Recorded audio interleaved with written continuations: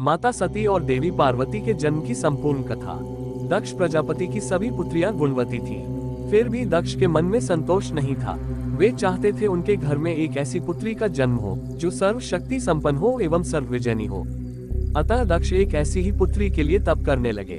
तप करते करते अधिक दिन बीत गए तो भगवती आद्या ने प्रकट होकर कहा, मैं तुम्हारे तप से प्रसन्न हूँ। तुम किस कारण तप कर रहे हो? दक्ष ने तप करने का कारण बताया तो माँ बोली, मैं स्वयं पुत्री रूप में तुम्हारे यहाँ जन्म धारण करूंगी। मेरा नाम होगा सती। मैं सती के रूप में जन्म लेकर अपनी लीलाओं का विस्तार करूंगी। फलतः भगवती आद्या ने सती रूप में दक्ष के यहाँ जन्म लिया। सती दक्ष की सभी पुत्रियों में सबसे अलौकिक थी। सती ने बाल्यावस्था में ही कई ऐसे अलौकिक आश्चर्यचकित करने वाले कार्य कर दिखाए थे जिन्हें देखकर स्वयं दक्ष को भी विस्मय होता था। जब सती विवाह योग्य हो गई तो दक्ष को उनके लिए वर की चिंता होने लगी। उन्होंने ब्रह्मा जी से इस विषय में परामर्श किया। ब्रह्मा जी ने कहा, सती आद्या की अवतार हैं। आद्या आदि शक्ति और शिव आदि पुरुष हैं। अतः सती के विवाह के लिए शिव ही योग्य और उचित वर हैं। दक्ष ने ब्रह्मा जी की बात मानकर सती का विवाह भगवान शिव के साथ कर दिया। सती कैलाश में जाकर भगवान शिव के साथ रहने लगी। भगवान शिव के दक्ष के दामाद थे, किंतु किसी वजह से दक्ष के हृदय में भगवान शिव के प्रति बैर और विरोध भाव पैदा हो गया। एक बार देवलोक में ब्रह्मा ने धर्म के निरूपण के लिए एक सभा का आयोजन किया था। सभी बड़े बड़े देवता सभा में एकत्र हुए। भगवान शिव भी इस सभा में बैठे थे। सभा मंडल में दक्ष का आगमन हुआ।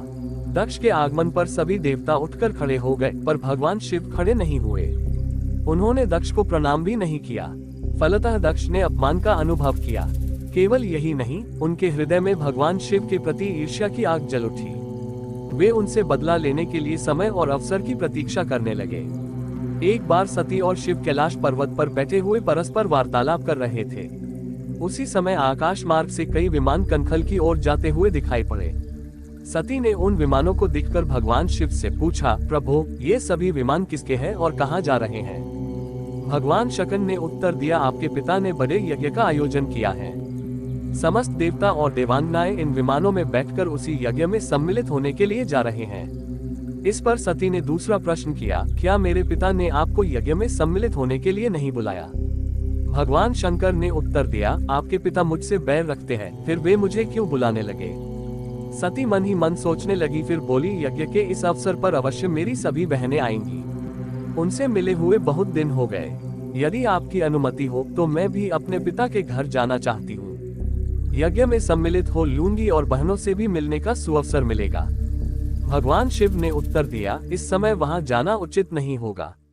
आपके पिता मुझसे बैर रखते हैं, हो सकता है वे आपका भी अपमान करें। बिना बुलाए किसी के घर जाना उचित नहीं होता है। इस पर सती ने प्रश्न किया, ऐसा क्यों? भगवान शिव ने उत्तर दिया, विवाहिता लड़की को बिना बुलाए पिता के घर नहीं जाना चाहिए, क्योंकि विवाह हो जाने पर लड़की अपने पति की हो जाती है।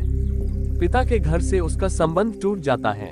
लेकिन सती पीहर जाने के लिए हट करती रही, अपनी बात बार बार दोहराती रही। उनकी इच्छा देखकर भगवान शिव ने पीहर जाने की अनुमति दे दी। उनके साथ अपना एक गण भी साथ में भेज दिया। उस गण का नाम वीरभद्र था। सती वीरभद्र के साथ अपने पिता के घर गईं। घर में सती से किसी ने भी प्रेम पूर्वक वार्तालाप नहीं किया। दक्ष ने उन्हें देखकर कहा, तुम क्या यहाँ मेरा अपमान कराने आई हो? अपनी बहनों को तो देखो, वे किस प्रकार भांति भांति के अलंकारों और सुंदर वस्त्रों से सुसज्जित हैं। तुम्हारे शरीर पर मात्र बाघांबर हैं। तुम्हारा पति श्मशानवासी और भूतों का नायक है। वह तुम्हें बाघांबर छोड़कर और पहना ही क्या सकता है? दक्ष के कथन से सती के हृदय में पश्चाताप का सागर उमड़ पड़ा। वे सोचने लगी, उन्होंने यहाँ आकर अच्छा नहीं किया। भगवान ठीक ही कह रहे थे, बिना बुलाए पिता के घर भी नहीं जाना चाहिए। पर अब क्या हो सकता है? अब तो आ ही गई हूँ। पिता के कटु और अपमानजनक शब्द सुनकर भी सती मौन रही।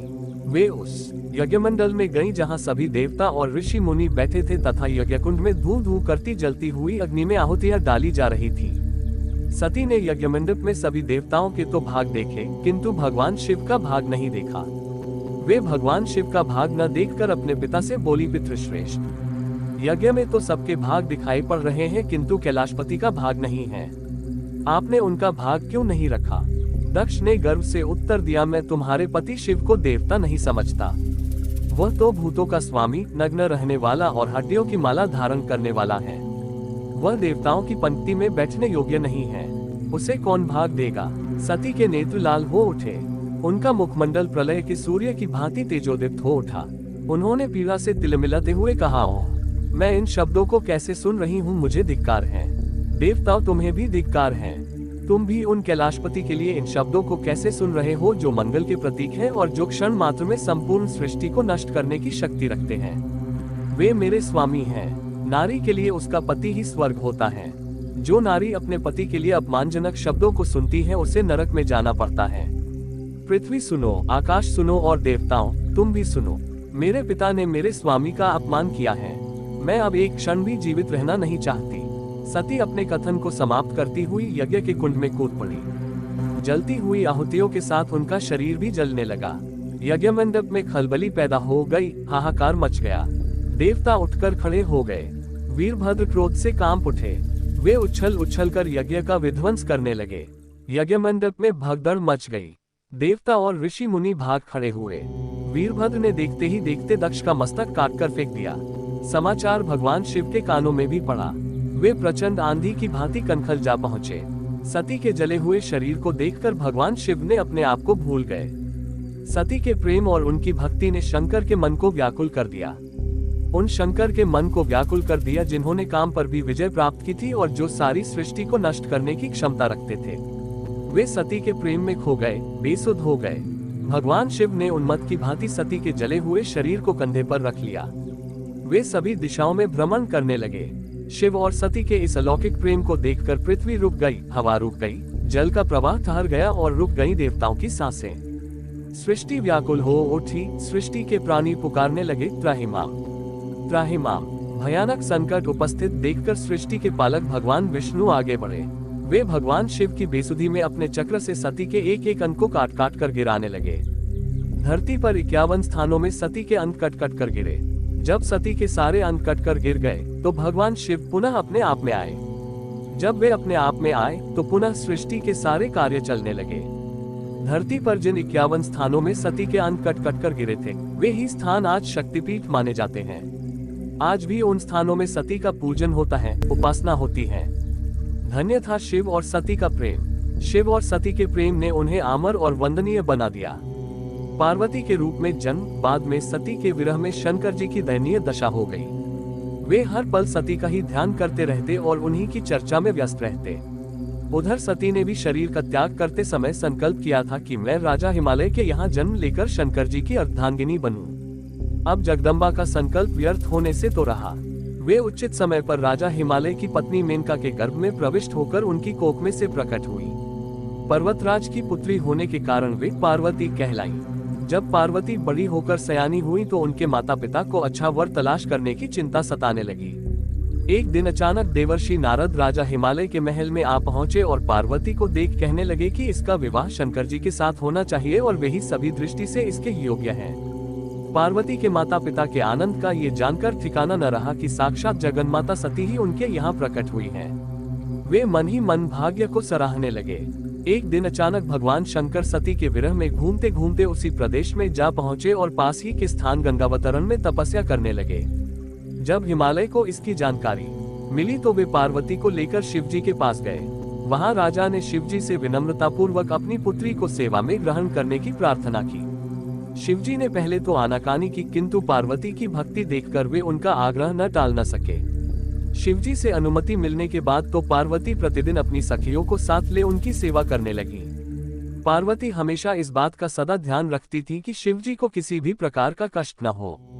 वे हमेशा उनके चरण धोकर चरणोदक ग्रहण करती और षोडशोपचार से पूजा करती। इसी तरह पार्वती को भगवान शंकर की सेवा करते दीर्घ समय व्यतीत हो गया। किंतु पार्वती जैसी सुंदर बाला से इस प्रकार एकांत में सेवा लेते रहने पर भी शंकर के मन में कभी विकार नहीं हुआ। वे सदा अपनी समाधि में ही निश्चल रहते। उधर देवताओं को तारक नाम का असुर बड़ा त्रास देने लगा।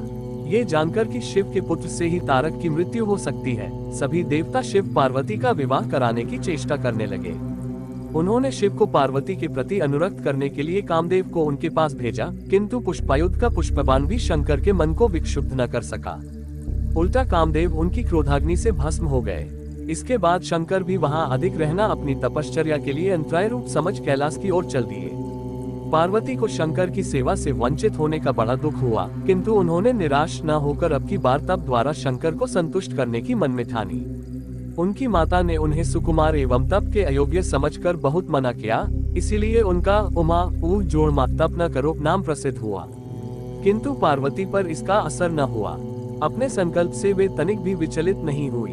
वे भी घर से निकल उसी शिखर पर तपस्या करने लगी जहां शिवजी ने तपस्या की थी। तभी से लोग उस शिखर को गौरी शिखर कहने लगे। वहां उन्होंने पहले वर्ष फलाहार से जीवन व्यतीत किया, दूसरे वर्ष वे पर्ण वृक्षों के पत्ते खाकर रहने लगी और फिर तो उन्होंने पर्ण का भी त्याग कर दिया और इसीलिए वे अपर्णा कहलाईं। इस प्रकार पार्वती ने 3000 वर्ष तक तपस्या की। उनकी कठोर तपस्या को देख ऋषि मुनि भी दंग रह गए। अंत में भगवान आशुतोष का आसन हिला। उन्होंने पार्वती की परीक्षा के लिए पहले सप्तर्षियों को भेजा और पीछे स्वयं वटुवेश धारण कर पार्वती की परीक्षा के निमित्त प्रस्थान किया।